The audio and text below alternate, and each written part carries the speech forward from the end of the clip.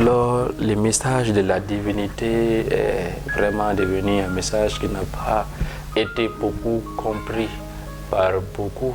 Et vraiment, c'est là qui fait qu'il n'y a pas tant de résultats aujourd'hui dans le christianisme. Les gens ne vivent pas cette vie divine-là qui est en eux. Ils n'exploitent pas ces divins-là dans sa totalité, alors que nous avons été bénis par cette vie-là que Dieu nous a donnée, donc par sa grâce et donc en faisant de notre corps son habitation. La Bible va nous dire quoi?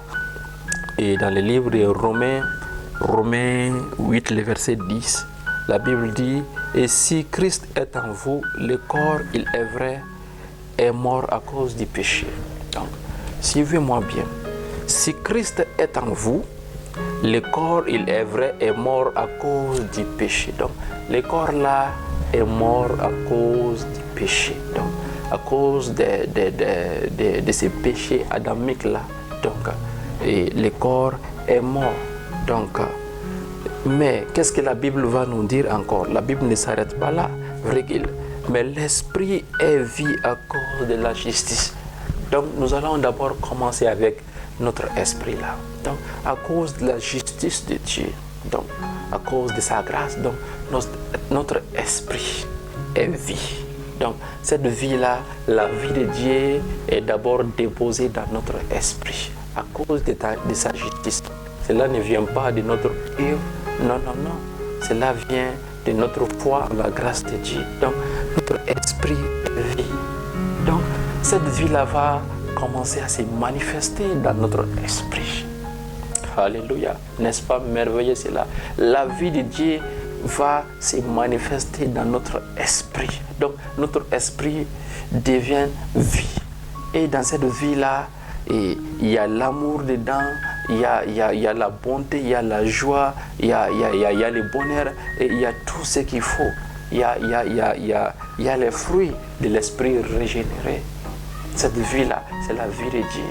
Et dans cette vie-là, il y a tout ce qui est en Dieu.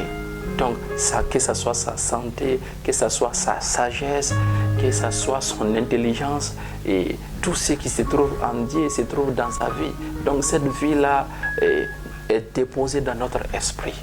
Donc, on n'a même pas touché au corps d'abord. Donc, notre esprit-là est vie à cause de la justice de Dieu. Donc, Dieu, dans sa vraiment justice, donc, va déposer cette vie-là en notre esprit. Et ce n'est pas fini. Et si, le verset 11, maintenant, et si l'esprit de celui qui a ressuscité Jésus d'entre les morts habite en vous, celui qui a ressuscité Christ d'entre les morts rendra aussi la vie à vos corps mortels. Alléluia. Donc, la vie de Dieu qui est en nous ne va pas s'arrêter seulement à notre esprit, mais ça va descendre jusqu'à toucher notre corps. Donc, l'esprit de Dieu qui est le Saint-Esprit, donc, maintenant, va habiter en notre corps. Notre esprit est déjà vie à cause de sa justice. Maintenant, le corps là qui était mort à cause du péché, souvenez-vous, on vient de lire cela, et le corps était mort à cause du péché. Maintenant, l'esprit de Dieu qui va venir là habiter dans notre corps, maintenant va rendre aussi la vie. Va rendre la vie. Va vivifier maintenant les corps. Ces corps-là. Ce corps va devenir vraiment un corps glorieux et n'acceptez jamais la maladie. Même si la maladie vient, n'acceptez jamais cela. Déclarez cette vie toujours dans votre corps. Cette vie est sensible à toute maladie. Cette vie est sensible à toute infirmité.